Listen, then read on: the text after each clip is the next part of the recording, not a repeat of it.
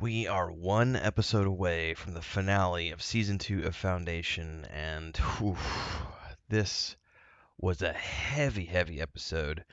Um, also, also culmination of some storylines that was amazing, but just overall, I don't know where they're gonna go with the last episode. Obviously, this is all heading into season 3, which is amazing. Um, but I can't quite see where they're going to do the resolution in the next episode, unless it's just everything about the next episode being setting up the third season, which very much could be the case. Um, no spoilers before the fold. We're going to cover all of episode 9 today, so if you don't want things spoiled, it's been a couple of days. I'm a little behind on the reviews, so it shouldn't affect you.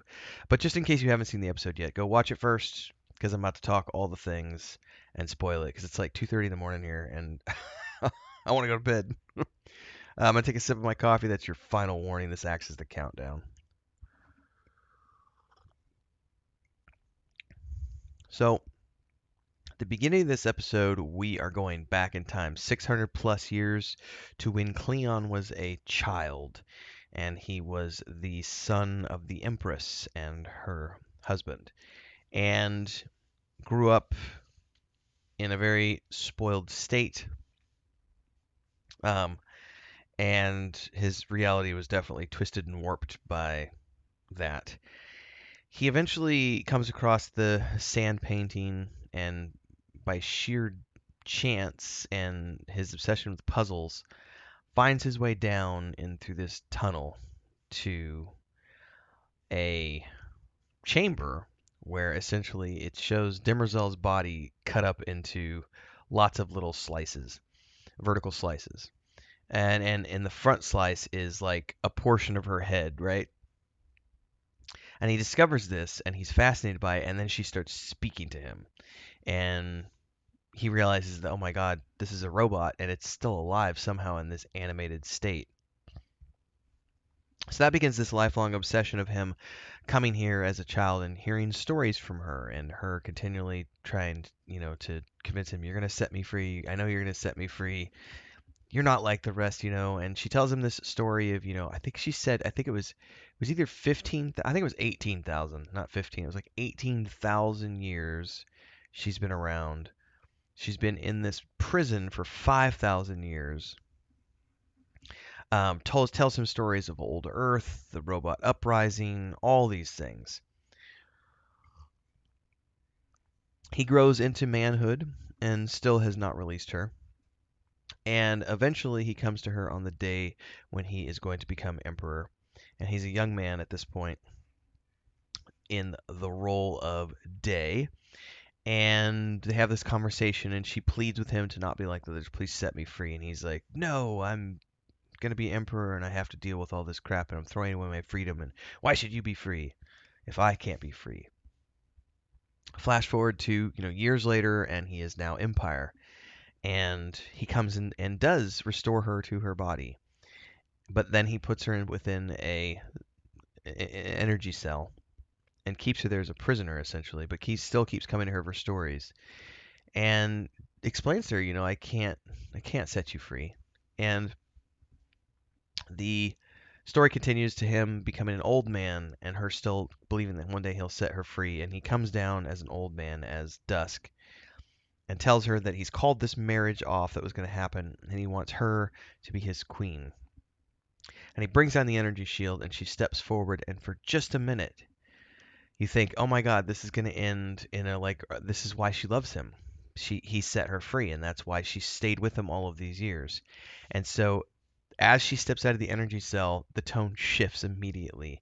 And it says, in that moment, all it would have taken would be, 1 second to snap his neck. And that was her only breath of freedom. And then it just spirals from here, because he convinces her as he sets her free that he's doing this all for her. And he opens up her thing in the neck and he's like, I'm going to set you free with this. And he puts a device in her and tells her, okay, now try to harm me. And she can't. And he's like, I just put a device in you where it'll allow you to harm all others, but you are now going to serve me as my queen, and you're going to guide my destiny my progeny, my clones. I'm giving you the galaxy. I'm giving you the lion's share of everything. I'm giving you all of this power, Demerzel, until there's half men that are half machine, half men, and you will rule over them as their queen, as their empress. So in his twisted mind, he's given her this great gift, but he's also bound her to his bloodline forever. So she is literally nothing more than a slave to her programming. It's just a horrible, horrible scene and puts everything she's done into a completely different light. And also, puts Cleon into a different light, right? Just how crazy he was. Now, this does not go down well with the various, as they're learning this story from the old, I guess, as a hologram or something in the tomb, where they found, their way down. This is Dusk, the real Dusk, and his concubine, the lady from Dominion. They confront the ghost of Cleon. How dare you? We've just been, warming our butts while she rules it. I'm not your brother. And Cleon just laughs and disappears, and up goes the energy shield, and Dusk is trapped inside with the handmaiden. That's one portion of the storyline. Oh man. Then we go back to the planet with the telepaths, and this I'm gonna make this truncated. Essentially, Salor rescues Gale. There's a whole bunch of chase scenes and fight scenes on this planet as they make their way back to the beggar, to the ship. They get on the ship. There's a horrible showdown between the final telepath lady and her, and as this is all going down, Harry Seldon comes out of the woodwork and pummels her to death with a club. And I wondered if he was dead or not in the pool, and apparently he was not dead. And he managed to get back. So they have, I'm assuming at this point, escaped the threat of the telepaths, because considering they just took out her queen. And we also found out that Harry's not actually dead. That's cool for later. Everything else revolves around the planet. And this is where shit just hits the fan. So Empire goes, and he goes. This is some of the best acting and writing I've seen in a long time. This is prestige television. But essentially, Empire goes down here to. He's like, this was. You were supposed to build an encyclopedia. Where's the encyclopedia you told me you were going to build me? And they're all just sort of like, because instead they've been building whisper ships, and they've been advancing technologically, but Empire sees this as a threat. And he sees all this stuff around them, and he's like, you've all got auras, you've built ships, you've done all these things. This is not an encyclopedia. This is a arms factory. This is war. Like, you've been arming yourselves, preparing for this eventuality. Quick commercial break, everyone, to give a shout out to our first official guild officer, Bubalonia, as well as all of the guild champions, and of course, all of the members who help keep me on the air full time. To join as a member, simply click that join button below and pick your tier, but you can also support with Super Chats on any live stream or premiere, or Super Thanks on any upload or YouTube short. Don't forget the Discord. Let's get back to the video. Things sort of rapidly escalate from here. He commands the High Cleric to perform. He's like, sell me on how you're this amazing, technological advance. Because he's looking around him inside of this building, and it just looks like a bunch of, in his mind, a bunch of ants who are playing with fire, and he's so much better than them, right? This is Empire's thinking. And so, on the threat of death, because they're surrounded by armed soldiers and everything else, the High Cleric Polly begins to perform his show that he would perform on the backwater planets, and turns iron into gold. And the Emperor mocks this and says, this is just alchemy. And he's like, no, it's not. We're turning matter into something else using energy. And he doesn't believe any of it. He kicks Polly down, stabs the warden, orders his soldiers to kill all the clerics, but keep the scientists, and goes out and prepares to go back up to the ship and the fleet. And then he sees the shrine, essentially, like the device where Harry's copy lives off in the distance, and he becomes fascinated and he goes over there, and Demerzel is freaking out, and um, as they're doing all of this, he takes off his aura, takes off his armor, and screams out, "Harry!" And they have this showdown inside of a verbal showdown inside of the shrine device, the radiant portal, so to speak. Demerzel witnessing all of it, and Harry keeps addressing her. He's not even addressing the Emperor. He's like, "You need to do this, Demerzel, you, because he knows what she is."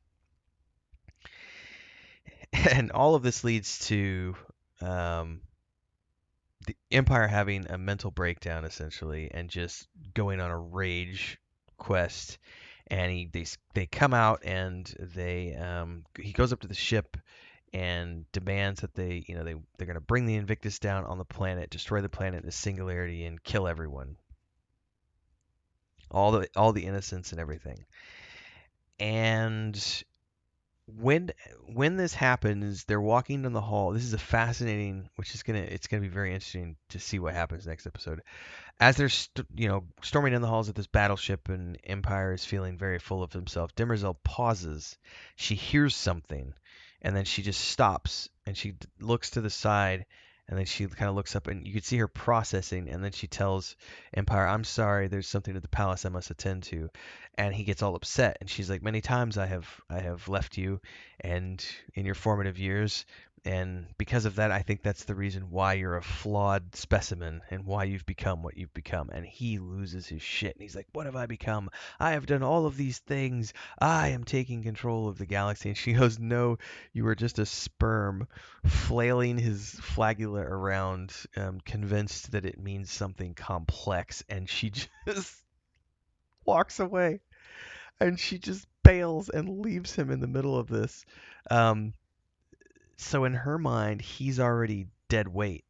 Like, she is eternal, and she knows what just went down back in the palace, which I believe is going to be Dawn removing his birth control device and getting the queen pregnant, getting Dominion pregnant, and ending the line of the genetic dynasty. And she's just basically rushing back to preserve, which is her mandate. Like, she's supposed to preserve Empire above all else. And Empire is not one man. Empire is the generations of Cleon. That's her programming. So at this point, yeah, this dude who just blew up a planet, he is on a path to destruction, and I'm just gonna let him burn himself out because I need to get back and save the actual dynasty from extinction. Um, so it's fascinating. So everything Harry was telling her, about you're the one, So this has come around to where Demerzel is the one who is at the core of all of this in terms of um, being a creature, an immortal creature who may not have an end. We don't know yet, but she's been around for at least 18,000 years. Um, Probably closer to 19,000 by this point, because that was like 600 years ago when she gave that figure. So yeah, she's been around, seen a lot. Anyway, fascinating episode. 10 out of 10 on all fronts. Visual effects scoring. The acting was Lee Pace takes just every single time Lee Pace is on screen, he steals the show, and his performance on the planet, down on the planet, and just feeling, the ridicule towards these what he considers backwoods, backwater hicks, hillbillies. He can't fathom that they have technology that rivals their own or could be better, and he's just like, no, no, and I'm gonna kill all of you, as because you dared to uprise. And yeah, sinks the ship and causes a singularity, and that's all she wrote for the people of the planet.